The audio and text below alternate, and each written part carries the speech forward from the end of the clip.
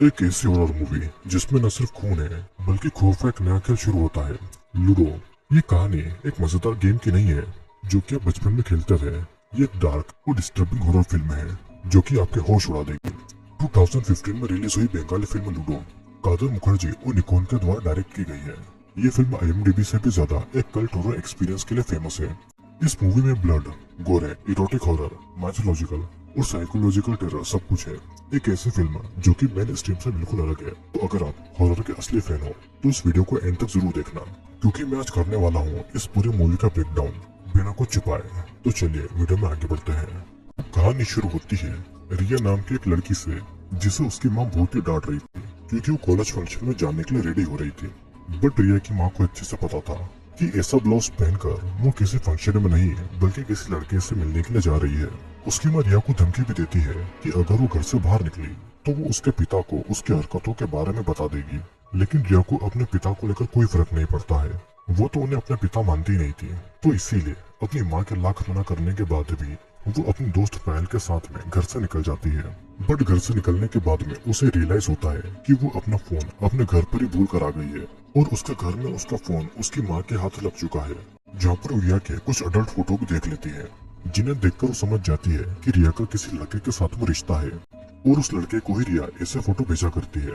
तभी रिया के फोन पर पहले नाम के एक लड़के का कॉल आता है जो बहुत ही अडल्ट तरीके से उसे बातें कर रहा था। इसे सुनकर रिया की माँ उसे बहुत गाली देती है और फोन को काट देती है। पहले सारी बातें अपने दोस्त बाबाई को फोन पर बताता है, जो सुनकर बाबाई उस पर बहुत ही हंसता है। असल में बाबाई पायल का बॉयफ्रेंड और पहले रिया को बॉयफ्रेंड था और आज कोई भी कॉलेज प्रोग्राम नहीं था। आज तो उनका प्लान था कि वे लोग दिन भर एक साथ टाइम स्पेंड करेंगे और रात को किसी होटल में इंटीमेट होंगे। अब वो पहले रिया को कांटेक्ट नहीं कर पा रहा था, तो इसलिए बाबाई ड्रिंक खरीदने के बाद में रिया और पायल को लेने चले जाता है। कुछ देर के बाद में वे लोग पहले के पास में पहुंच जाते हैं और वहाँ से वे सभी एक कॉन्सर्ट में जाते हैं। उस पूरे कॉन्सर्ट में सिर्फ 2 ही लड़कियां थी, पायल और रिया। इसलिए कॉन्सर्ट खत्म होने के बाद में कुछ लड़के उनके पास में आकर उनसे फ्लर्टिंग करते हैं। इस बात से पहले बहुत ही गुस्सा था और देखते देखते उन लड़कों के साथ में पहले और बाबी की मारपीट हो जाती है। इस बीच पहले एक चाकू निकालकर उन लड़कों को डराकर वहाँ से भगा देता है।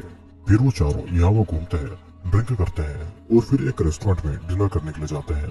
यहाँ पर उसी रेस्टोरेंट के बाहर उन्हें 2 पुलिस वाले मिलते हैं। अब उनके पास में हेलमेट और लाइसेंस नहीं था, तो इसलिए वो उनके बाइक की चाबियां अपने पास में रख लेता है। फिर वो उनसे पैसों की डिमांड करता है और अगर उन्होंने पैसे नहीं दिए तो वो उन्हें पुलिस स्टेशन ले जाने की धमकी भी देता है। पहले तो बबाई और पहले पुलिस को पैसे नहीं दे रहे थे, लेकिन पायल और रिया को पुलिस का कोई झमेला नहीं चाहिए था और उन्हें पुलिस स्टेशन भी नहीं जाना था, तो इसलिए दोनों लड़के पुलिस को अपने सारे पैसे दे देते हैं। लेकिन पुलिस अभी भी नहीं रुकती है। वो इस बार पायल का बैग चेक करने लगते हैं, जिसमें उन्हें कॉन्डम का पैकेट और कुछ पैसे मिलते हैं, जो वो अपने पास में रखकर उन्हें जाने देते हैं। वहाँ से निकलने के बाद में पहले और बाबाई को ये टेंशन हो रही थी कि अब उनके पास में पैसे भी नहीं है, पुलिस ने उनके सारे पैसे छीन लिए हैं, तो अब ये लोग होटल कैसे बुक करेंगे।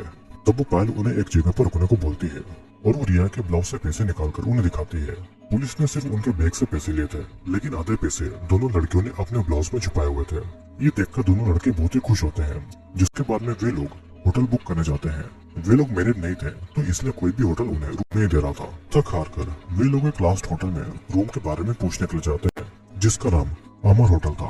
ये होटल थोड़ी अबेंडन जगह पर था। वे सभी उस होटल के अंदर जाकर रिसेप्शनिस्ट से रूम मांगते हैं।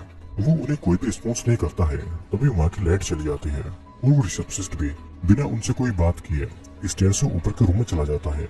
अब उन चारों को किसी भी हालत में ये रात एक साथ स्पेंड करना थी, तो इसलिए वो भी रिसेप्शनिस्ट के पीछे पीछे जाने लगते हैं।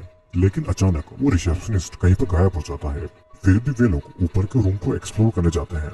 यहाँ पर शॉकिंग बात ये थी कि उस होटल में कोई भी कस्टमर नहीं था। तभी उन्हें एक रूम की विंडो से एक भयानक लड़की दिखाई देती है जो खून पी रही थी। ये देखकर वे चारों डरकर वहाँ से भागने लगते हैं। जिस दौरान टूटे हुए ग्लास से उनमें से किसी को चोट भी लग जाती है और उसका खून फ्लोर पर गिरता है।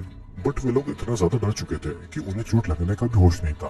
कुछ ही देर में रिया और पायल बाथरूम में एक दूसरे से बातें कर रहे थे। उन दोनों ने पहली बार इंटीमेट होने के लिए कई दिनों से प्लान बनाया था, बट उन्हें क्या पता था कि उन्हें एक रूम तक नहीं मिलेगा और 5 स्टार होटल वे लोग अफोर्ड भी नहीं कर सकते हैं। तभी पायल के दिमाग में शॉपिंग मॉल जाने का आइडिया आता है।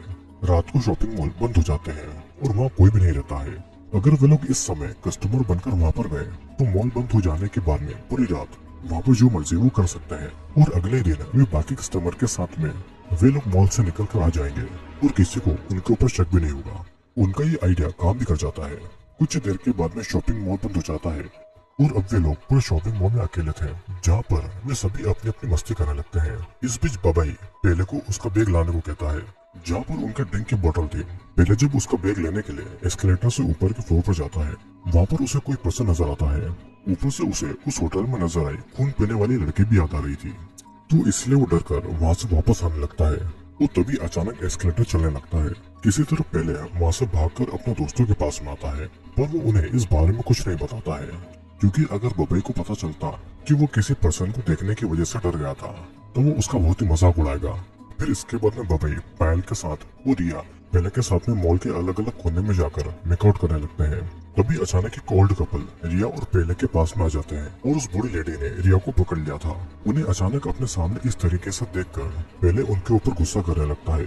रिया इतनी ज्यादा डर चुकी थी कि वो चीख देती है और उसकी आवाज सुनकर वहाँ पर बबई और पायल भी आ चुके थे, लेकिन वो इस मैटर को कंट्रोल नहीं कर पाते हैं और गुस्से में पहले उस बूढ़े आदमी को धक्का मारकर गिरा देता है। तब वो बबई उसे समझाता है कि चाहे कैसे भी सिचुएशन हो, कोई भी हो, उन्हें ओल्ड लोगों के साथ में ऐसा मिसबिहेव नहीं करना चाहिए।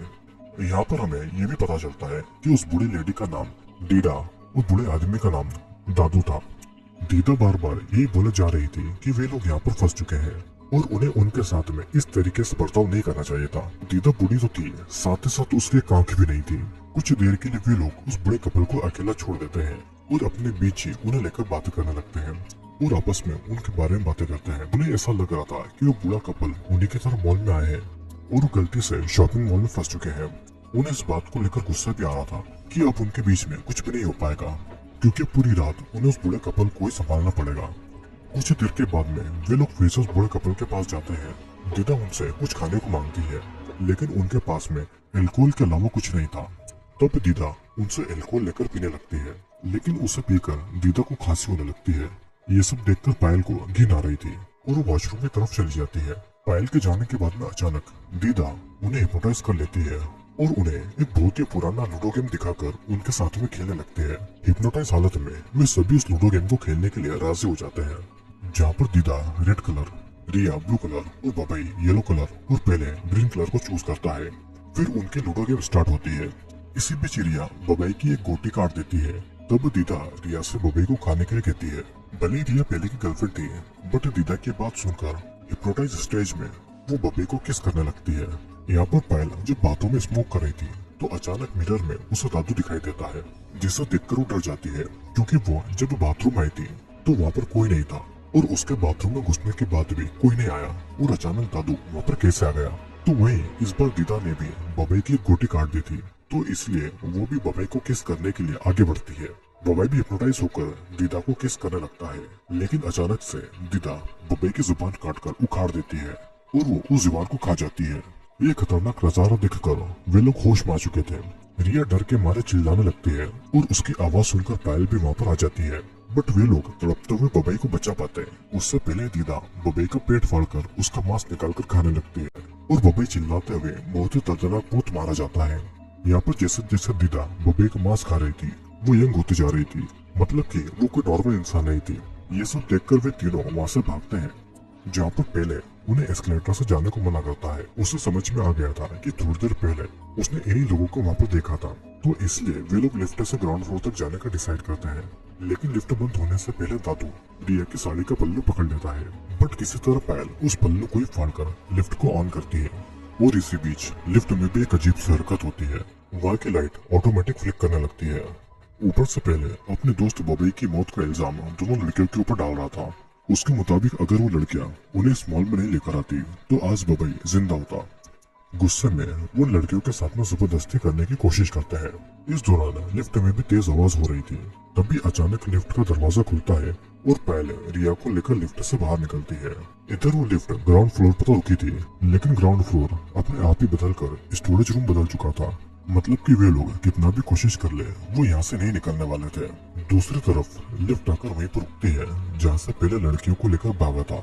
लिफ्ट से बाहर निकलकर वो उस एरिया को चेक करता है, बट वहाँ उसे बबई के खून का एक दाग भी नहीं दिखाई देता है। घूमते घूमते वो पार्किंग फ्लोर तक आता है, जहाँ पर उसे दादू दिखाई देता है, जो पहले को वे लूडो दिखाकर हिप्नोटाइज कर लेता है। जिसके बाद में पहले दादू के साथ में वो गेम खेलने लगता है, लेकिन इस गेम में पहले हार जाता है और दादू बबई की तरह उसे भी कच्चा खाकर मार डालता है। दादू भी पहले को खाकर जवान हो चुका था। तो वही पायल और रिया स्टोरेज स्पेस से बाहर निकलने का रास्ता ढूंढ रही थी। उन दोनों को रास्ता तो नहीं मिलता है, बट उन्हें दीदा वहाँ पर दिखाई देती है। वो दोनों उसे छुपने की बहुत कोशिश करते हैं, लेकिन दीदा के सामने वो आ ही जाते हैं। दीदा जब उनके सर पर हाथ रखते हैं तो दोनों हिप्नोटाइज हो जाते हैं और फिर दीदा उन्हें अपने गोद में सुलाकर अपनी कहानी सुनाने लगती है, जिससे हमें पता चलता है कि दीदा और दादू एक कपल नहीं बल्कि भाई बहन है और उनके पिता सालों पहले एक राजा थे। उनके पास में एक खानदानी गेम था, वही लूडो गेम। लेकिन ये गेम एक गेम नहीं बल्कि एक कर्ज था, इसलिए राजा की हर जनरेशन उस लूडो गेम को गार्ड कर रही थी ताकि उसे कोई खेल न पाए, क्योंकि अगर उस गेम को खेला गया तो उसके प्लेयर के ऊपर एक भयानक कर्ज लग जाएगा। और इसलिए उस लूडो गेम को एक बॉक्स में लॉक करके रखा गया था, जिसकी की एक बांसुरी थी। लेकिन एक दिन दादू को वो की मिल जाती है, जिससे वो दीदा को दिखाता है।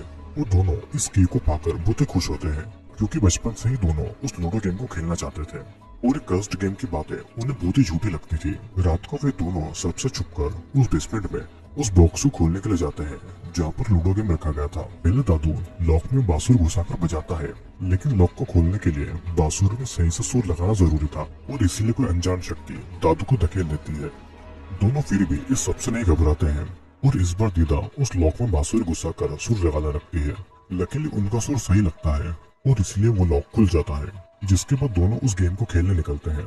यहाँ पर जब दीदा बांसुरी बजाती है तो उसके मुंह से खून निकलता है, जो उस लूडो गेम के ऊपर लग जाता है। तभी ये गेम भी स्टार्ट होती है, क्योंकि ये गेम खून की प्यासी थी और इसलिए बिना ब्लड के सेक्रीफाइस के ये गेम शुरू नहीं किया जा सकता था। अब प्रेजेंट टाइम में भी उन लोगों ने दीदा को ही उस होटल में खून पीते हुए देखा था। जब वे लोग वहाँ से भाग रहे थे तब उनमें से किसी को चोट लगने के बाद खून भी निकला था। तभी वे लोग अनजाने में गेम से कनेक्टेड हो गए। वहीं पर दीदा और दादू उस लूडो गेम में इतना ज्यादा खो चुके थे कि वो अपना भाई बहन का रिश्ता भूलकर एक दूसरे से इंटीमेट होने लगे थे। अचानक से वहाँ पर राजा यानी कि उनके पिता वहाँ पर आते हैं, जो उन दोनों को इस हालत में देखकर शॉक हो जाते हैं। एक तो दोनों ने उस कर्स्ड गेम को बॉक्स से बाहर निकाल दिया और ऊपर से दोनों ने भाई बहन के रिश्ते को भूलकर इतना घिनौना खेल खेला। इसलिए उनके पिता ने उनके सामने खुद का गला काटकर अपनी जान ले ली। लेकिन इस गेम को खेलने की वजह से उन्हें ऐसा कौन सा कर्ज लगा कि वो नॉर्मल खाने को डाइजेस्ट ही नहीं कर पा रहे थे। उनके अंदर हमेशा एक अजीब तरीके की भूख रहती थी, उनकी हालत हमेशा खराब रहती थी। इसलिए दोनों ने अपने महल को छोड़कर गुफा में रहना शुरू कर दिया और वहाँ पर वो दोनों हर समय उस गेम को खेला करते थे। ऐसे ही कई साल बीत गए, वो धीरे धीरे बूढ़ा होते गए। एक दिन दादू के हाथ से खून निकला। जब उसने अपना खून टेस्ट किया तो उसे ऐसा लगा कि उसकी भूख मिट चुकी है और तब उसने अपना खून दीदा को भी पिलाया, जिससे पीकर उसकी बीमारी भी ठीक हो चुकी थी और उसकी भूख भी मिट चुकी थी। तब उन्हें समझ में आ जाता है कि गेम के कर्ज की वजह से वे लोग नॉर्मल खाने को नहीं खा पा रहे थे और जल्दी ही बूढ़े होते जा रहे थे। लेकिन उन लोगों ने इंसानी खून और मांस खाया तो उनकी जवानी लौट आएगी। एक तरीके से वे लोग इंसान का मांस खाकर अमर हो चुके थे। जिसके बाद दीदा अपनी खूबसूरती से लोगों को फंसाकर वो गेम खेलने के लिए इनवाइट करती थी। पर जब उस गेम में लोग हार जाते थे तब दीदा और दादू उन्हें कच्चा खा जाते थे। कभी कभी जब उन्हें इस गेम को खेलने के लिए कोई इंसान नहीं मिलता था तो वो दोनों एक दूसरे के साथ में गेम खेलने लगते थे। और एक दिन जब गेम में दादू हार जाता है तब दीदा उसकी जवान कच्चा खा जाती है और इसलिए दादू कुछ बोल नहीं पाता था। सालों से वे दोनों इसी तरीके से जवान रहने लगे। लेकिन एक दिन उन्हें आर्ना नाम की कूजा ने पकड़ लिया। वो दोनों इस गेम से कनेक्टेड हो चुके थे और इसलिए उस गेम की उस बांसुरी को बचाते ही दीदा खुद आर्ना के कब्जे में फंस गई थी। बट किसी तरह दादू वहाँ से भाग चुका था, क्योंकि अपने कान को बंद करने की वजह से उसे बांसुरी की आवाज सुनाई नहीं रही थी। आर्ना ने दीदा को एक सीक्रेट जगह पर छुपा कर रखा था और दादू उसे ढूंढने में लग जाता है। उसे दीदा मिल जाती है, लेकिन आर्ना के लोगों ने उसे पकड़ लिया था। आर्ना भी उनके खानदान से बिलोंग करती थी और उसे इस गेम के बारे में पता था। वो इस गेम को अपनी मंत्रों की शक्ति से अपने फायदे के लिए यूज करना चाहती थी। लेकिन जब दीदा ने वो गेम उसे देने से मना कर दिया तो आर्ना उसकी एक आंख निकाल कर खा गई। इसलिए दीदा एक आंख से अंधी थी। इसके बाद आर्ना को वो लूडो गेम मिल चुका था, जिसे वो पहली बार दीदा के साथ में खेलती है। कहानी प्रेजेंट में आती है, जहाँ पर रिया और पायल हिप्नोटाइज होकर फिर से उस लूडो गेम को खेलने में लग जाते हैं, जहाँ पर दादू ने रिया की गोटी काट दी थी। जिसके बाद दादू रिया को भी कच्चा काट काट कर खा जाता है। अब इस गेम में बस पायल अकेली बची थी और कुछ देर के बाद में वो उस गेम को जीत जाती है। उसके जीतते ही दादू दीदा का गला थोड़ा सा काट कर उसका खून पायल के ऊपर डालता है, जिससे कि पायल भी इस गेम के कर्ज में फंस चुकी थी और वो भी उनकी तरह अमर और कैनिबल बन चुकी थी। हम ये भी देखते हैं कि अब वो एक प्रोस्टिट्यूट बनकर अपने कस्टमर को उसी अमर होटल में लेकर आती है, जहाँ पर दीदा, दादू और वो उस लूडो गेम को खेलकर उस आदमी का शिकार करते हैं। ये होटल भी दीदा और दादू का ही था, इसलिए उनका नाम भी अमर होटल था। उस होटल के रिसेप्शनिस्ट ने भी दीदा और दादू के साथ में उस गेम को खेला था, इसलिए वो दीदा और दादू की तरह बन चुका था और वो अब उनके होटल अमर की रखवाली कर रहा था। दूसरी तरफ हम आर्नव को देखते हैं, जो कि अपने ब्लैक मैजिक की शक्ति से एक नया लूडो गेम बनाती है और उसे प्रिंट करती है। ये नया लूडो गेम घर घर के बच्चों के पास में जाएगी और सभी को शैतान बना देगी। अब सभी एक दूसरे के खून के प्यासे होंगे। हमें ये तो नहीं दिखाया जाता है कि उस रात को आर्ना दीदा से गेम में जीतती है कि नहीं, बट हम ये जान पाते हैं कि उस रात गेम में आर्ना ही जीतती है, इसलिए वो भी उस गेम के कर्ज के चपेट में आकर दीदा और दादू की तरह अमर बन चुकी थी। और बस यहीं पर यह मूवी खत्म होती है।